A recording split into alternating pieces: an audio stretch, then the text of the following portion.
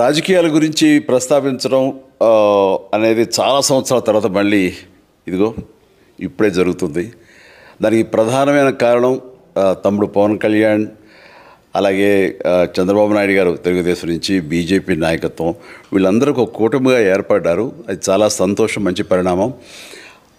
ఈ సందర్భంగా మరీ ముఖ్యంగా ఈ రోజున నేను ఇట్లాగా మాట్లాడడానికి ప్రధానమైన కారణం నా మిత్రుడు, చిరకాల మిత్రుడు సీఎం రమేష్, అట్లాగే పంచగల్ రమేష్ రాజకీయంగా అరంగేట్రం చేసింది నా బ్లెస్సింగ్స్ తోటి.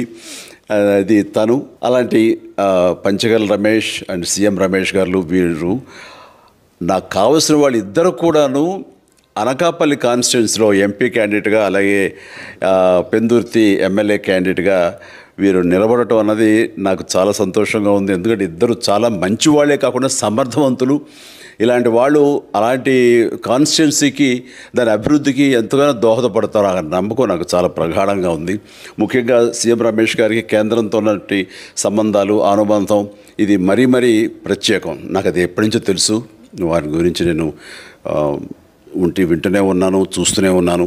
అండ్ ముఖ్యంగా ఆ కాన్స్టిట్యున్సీ, అనకాపల్లి కాన్స్టిట్యున్సీ అభివృద్ధికి ఈయన పరిచయాలు, కేంద్రంతో ఈయనకున్న సత్సంబంధాలు ఎంతో ఉపయోగపడతాయి. తద్వారా రమేష్ అలాగే మిగతా ఎమ్మెల్యేలు అందరూ కూడా ఎవరైతే అభివృద్ధి చేయాలి ఆయా ఎమ్మెల్యే నియోజకవర్గాలు అనుకున్నారో అవన్నీ కూడా సజావుగా సాగిపోతాయంటానికి దాని వెనకాల సీఎం గారి కృషి డెఫినెట్గా ఉంటుందంటే ఎలాంటి సందేహం లేదు.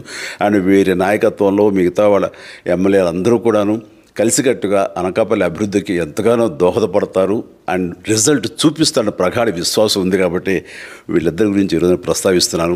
మీ అందరి ఆశీస్సులు వీళ్ళకి ఉంటాయని ప్రగాఢంగా నమ్ముతూ సెలవు తీసుకుంటాను. ప్లీజ్ వారిని గెలిపించండి. అనకాపల్లి నియోజకవర్గం యొక్క అభివృద్ధిని మనందరం చూస్తాం. అంతేకాదు, నాది చాలా పెద్ద కోరిక, ఆంధ్రప్రదేశ్ అభివృద్ధి పథంలో ముందుకు వెళ్ళాలి.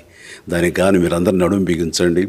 మీరందరూ కూడాను ఇలాంటి వారికి ఓటు వేసి మీరు గెలిపించి అన్ని రకాలుగాను మీ యొక్క ఆశీస్సులు వీళ్ళకు ఉన్నాయి అన్న భావాన్ని మా అందరికీ, ఆ నమ్మకాన్ని మాకు కలిగించండి.